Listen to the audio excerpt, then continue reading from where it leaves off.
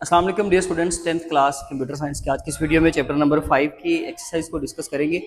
और सबसे पहले आज की वीडियो में एक्सरसाइज के सिर्फ एमसीक्यूज और शॉर्ट क्वेश्चंस को डिस्कस करेंगे। नेक्स्ट वीडियो में चैप्टर नंबर 5 के लॉन्ग को डिस्कस करेंगे। देखिए जी, अगर हम एमसीक्यू की बात करें तो हमारे पास टोटल 10 एमसीक्यूज हैं।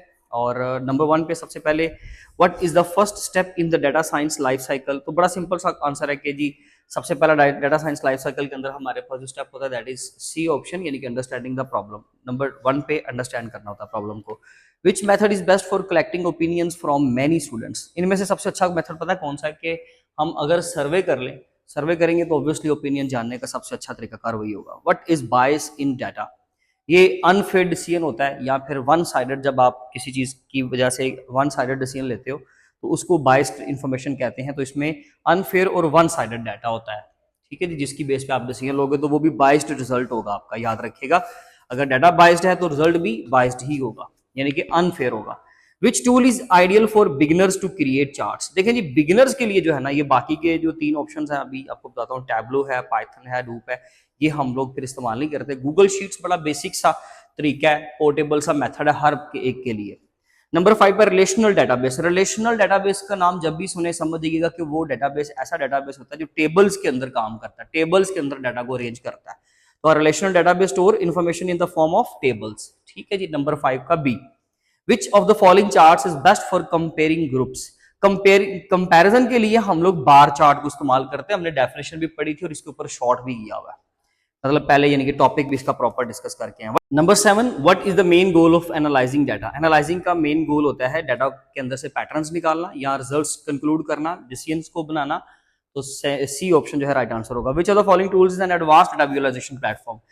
इसमें जो सबसे अच्छा डाटा विजुअलाइजेशन का प्लेटफॉर्म है ना एडवांस्ड, वो है डाटा स्टूडियो। उसको गूगल डाटा स्टूडियो भी कहते हैं, डाटा स्टूडियो भी कहते हैं। ये एक ऐसा मेथड है कि आप अपना textual data, normal boring data, आप उसको बड़ा खूबसूरत बना सकते हो, रिपोर्ट्स की फॉर्म में, ग्राफिकल डाटा के अंदर आप उसको कन्वर्ट कर सकते हो। What should be done before storing data. Data को स्टोर करने से पहले हमें उसको क्लीन कर लेना चाहिए, क्लीन एंड वैलिडेट इट, यानी कि ऑप्शन बी आपका राइट आंसर है। Which one is an example of a data source. देखिए जी, डाटा सोर्स की जो सिंपल एग्जांपल है ना वो है सर्वे फॉर्म, ठीक है, जो डाटा आपको प्रोवाइड भी होता है। बाकी किसी भी सूरत में, किसी भी ऑप्शन में आपको डाटा प्रोवाइड नहीं किया जाता, यानी कि जिसके ऊपर आपके एक्सेस भी हो। यूट्यूब का अगर आप गलत समझेंगे तो वो गलत समझेंगे, ठीक है जी, इसलिए सर्वे फॉर्म। नेक्स्ट क्वेश्चन है शॉर्ट क्वेश्चन। ये मैं आपको एक ओवरव्यू दे देता हूँ, थोड़ा डिस्कस कर लेते हैं। बाकी मैंने इसके आंसर जो है वो बनाकर, फाइल बनाकर पीडीएफ की, तो उसका लिंक डिस्क्रिप्शन बॉक्स में शामिल कर दिया, आप ऐड कर उसको डाउनलोड कर लीजिएगा। What is the main importance, what is the importance of understanding a problem before collecting data. देखिए जी, डाटा को कलेक्ट करने से पहले अगर आप प्रॉब्लम को अंडरस्टैंड करोगे तो आप ऑब्वियसली डाटा भी रिलेटेड कलेक्ट करोगे। वरना अगर आपने प्रॉब्लम को आइडेंटिफाई ही गलत किया तो आप ऑब्वियसली जब उसके आंसर्स फाइंड आउट करोगे, जब उसके लिए डाटा कलेक्ट करोगे तो वो भी गलत कलेक्ट करोगे। इसलिए जब डाटा गलत गलत कलेक्ट किया तो ऑब्वियसली फिर बाद में एनालाइजिंग में भी वो गलत डिसीजन लोगे आप, तो आपका फुल फ्लेज आप समझ लीजिए कि एंड पे गलत आंसर निकलेगा, गलत डिसीजन निकलेंगे, पैटर्न्स गलत निकलेंगे। इसलिए हमें सबसे पहला काम बड़े ध्यान से जो करना है वो प्रॉब्लम को अंडरस्टैंड करना है और बड़े अच्छे से करना है। नंबर 2 पे name any 2 methods of collecting data and give one example of each. देखें, हमें डाटा कलेक्शन के कोई से भी 2 मेथड बताने हैं। आप सर्वे का बता दें, ऑब्जर्वेशन का बता दें, एपीआई का बता दें, कोई भी जो 2 मेथड, और दोनों की एग्जांपल आपकी बुक में प्रॉपरली लिखी हुई है। नेक्स्ट क्वेश्चन नंबर 3 है what do we mean by cleaning data. देखिए जी, क्लीनिंग डाटा का मतलब सिर्फ आपने बताना है, ये कैसा प्रोसेस है कि जिसके अंदर हम मिसिंग इन्फॉर्मेशन को फिल करते हैं। अगर डाटा बहुत ज्यादा स्किप्ड है तो उस एंट्री को हम रिमूव कर देते हैं, फ्लैग कर लेते हैं। यानी कि हम लोगों ने अपने जो जो इररेलेवेंट और जो हमारा गलत डाटा है हमने उसको ठीक करना है, हमने एक स्टैंडर्ड फिक्स करना है, स्पेलिंग एरर्स हैं तो उनको ठीक करना है। ये सारा काम जिसके अंदर करते हैं हम, उस प्रोसेस को क्लीनिंग बोलते हैं, ठीक है। और ये नंबर 3 पे आता है ये आपका step, cleaning and validating the data. Why is it important to validate data before using it. Cleaning and validating एक ही स्टेप में कवर किया हमने अपने सिलेबस में। तो यहाँ पे वो पूछता है कि why is it important to validate, ये क्यों जरूरी है कि हमें डाटा को वैलिडेट करना चाहिए। वैलिडेट करने से ये होता है कि आप रूल्स डिसाइड कर लेते हो, रूल्स के अकॉर्डिंगली डाटा को आप जो है वो फिल करते हो। फिर डिफरेंट डाटा टाइप्स जो आप इस्तेमाल करते हो तो उसका भी आप ख्याल करते हो कि जहाँ पर टेक्सचुअल डाटा लेना था वहाँ पे टेक्सचुअल लिया है, जहाँ पे न्यूमेरिक डाटा लेना था वहाँ पे न्यूमेरिक डाटा लिया। तो ये रूल सेट करना, डाटा की टाइप्स को जज करना, आप ये सारा कुछ किसके अंदर करते हो, वैलिडेशन के अंदर। अगर आपका डाटा वैलिडेटेड होगा, रिस्ट्रिक्टेड डाटा अगर आप लोगे तो ऑब्वियसली उसमें गलतियों के चांसेस पहले से ही कम हो चुके होते हैं। इसलिए ये बड़ा इंपॉर्टेंट है कि आप डाटा को वैलिडेट किया करें। What is the purpose of visualising data using charts. अच्छा जी, हमने बताना है पर्पस। विजुलाइज करवाने के लिए जो हम चार्ट्स इस्तेमाल करते हैं, ठीक है।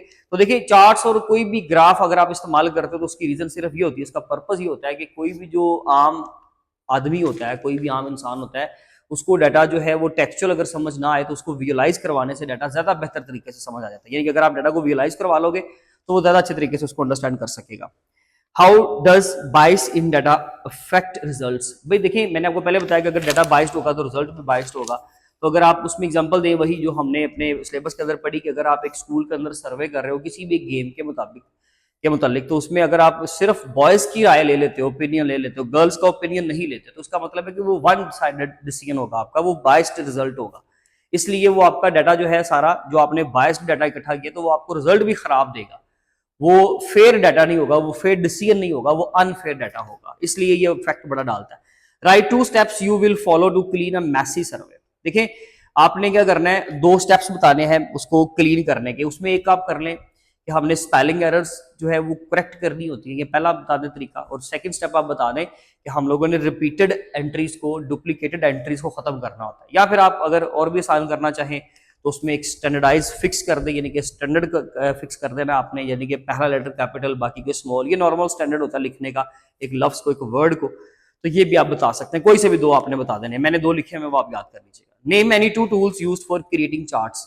चार्ट बनाने के सिंपल 2 मेथड MS एक्सेल और गूगल शीट्स का ही बताएं। इसके अलावा वैसे बहुत सारी है, पाइथन की लाइब्रेरीज भी लोग इस्तेमाल कर लेते हैं, ठीक है जी। फिर बहुत सारे ऑनलाइन टूल्स भी हैं, आप कोई भी इस्तेमाल करके तो बना सकते हो। मैंने सिंपल MS एक्सेल और गूगल शीट लिखा है, आप इसका स्क्रीनशॉट ले लीजिए, ठीक है जी। बाकी इस चैप्टर की इंशाल्लाह नेक्स्ट वीडियो में जिसमें हम इसकी लॉन्ग को डिस्कस करेंगे उसमें मिलेंगे। तब तक अपना ख्याल रखिए। Thank you so much. Allah हाफिज़।